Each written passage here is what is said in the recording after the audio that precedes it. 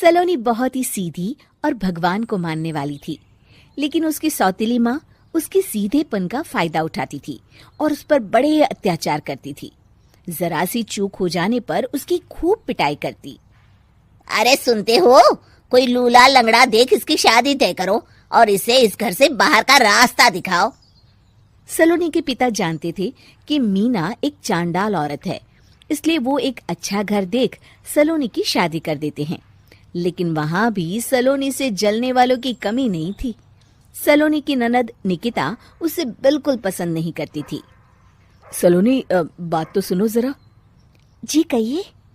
आज शाम को मेरे बॉस खाने पर आ रहे हैं। ध्यान रहे उनकी खातिरदारी में किसी प्रकार की कोई कमी नहीं होनी चाहिए। जी आपने कह दिया, बिल्कुल वैसा ही होगा। शाम को सलोनी जैसे ही गैस पर खाना चढ़ाकर वहां से जाती है अभी इसके खाने का स्वाद बढ़ाती हूँ। निकिता गैस की आंच तेज कर देती है। थोड़ी देर में देखते ही देखते सारा खाना जल जाता है और पूरे रसोई घर में चारों तरफ धुआं फैल जाता है। अब आएगा मजा। माँ जल्दी आओ, यहाँ देखो सलोनी ने किचन में आग लगा दी। अरे तेरा सत्यानाश हो, कल मुही तूने ये क्या कर दिया? सलोनी की सास उसे बहुत डांट फटकार लगाती है।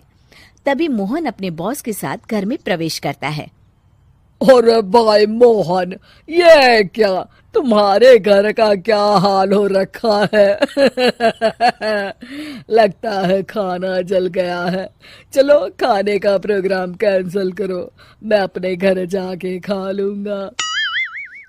सर दरअसल वो सर मुझे माफ कर दीजिए। अरे कोई बात नहीं, घरों में ये छोटी मोटी बातें होती रहती है। मैं समझ सकता हूँ, फिक्र मत करो, मैं नाराज नहीं हूँ और इस बात का तुम्हारे प्रमोशन पर भी कोई असर नहीं पड़ेगा। चले अब चलता हूँ मैं। बॉस के जाते ही मोहन सलोनी पर भड़क उठता है और उसे खूब खरी खोटी सुनाता है। भगवान, मेरी माँ तो कहती थी कि अच्छे लोगों के साथ हमेशा अच्छा होता है, फिर मेरे साथ ही बुरा क्यों होता है? आखिर मेरी गलती क्या है?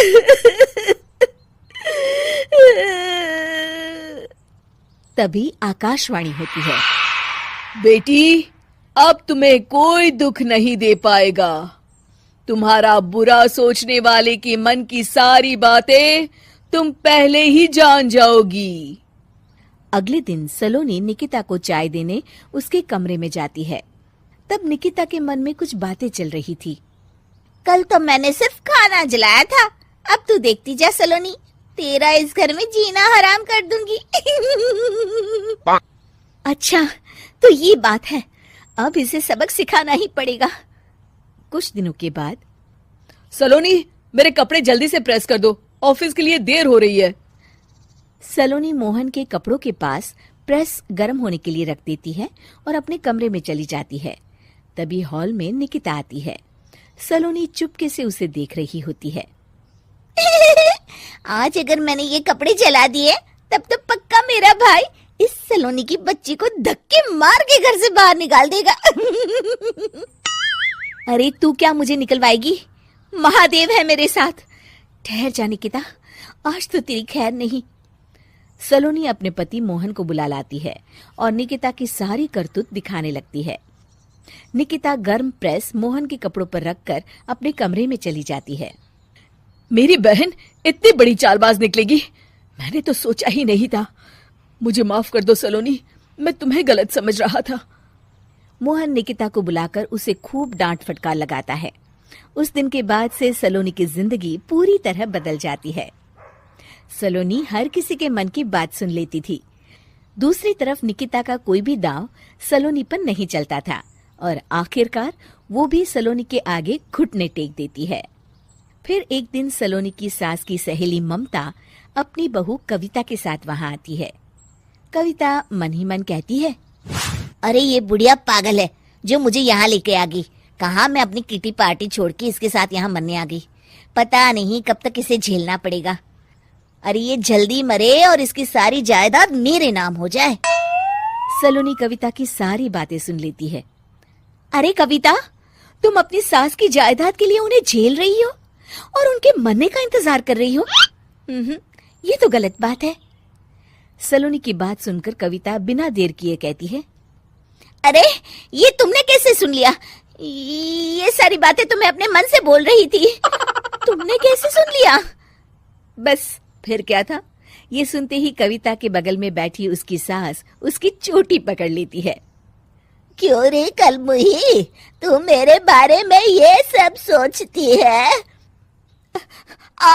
मम्मी जी, मुझे माफ कर दीजिए। बड़ी आई मेरी जायदाद लेने वाली, मैं आज ही अपने वकील को बुलाकर सब कुछ छोटी बहू के नाम कर देती हूँ। चल घर चल, आज तेरी अच्छी खबर लेते हूँ। इस तरह सलोनी लोगों के मन की बातें सुन लेती थी, लेकिन धीरे धीरे सलोनी को एहसास होता है कि उसके आसपास के सारे लोग एक दिखावे की जिंदगी जीते हैं और सब एक दूसरे के बारे में बुरा ही सोचते हैं। हे भगवान, दुनिया में कैसे लोग हैं? सबके मन छल कपट से भरे हैं। मैं तो लोगों के मन की बातें सुन सुनकर तंग आ चुकी हूँ। मैं अपनी जिंदगी में अब बहुत खुश हूँ। अब आप मुझसे ये शक्ति वापस ले लीजिए भगवान। इस तरह भगवान सलोनी को दी हुई शक्ति वापस ले लेते हैं और सलोनी एक आम जिंदगी जीने लगती है।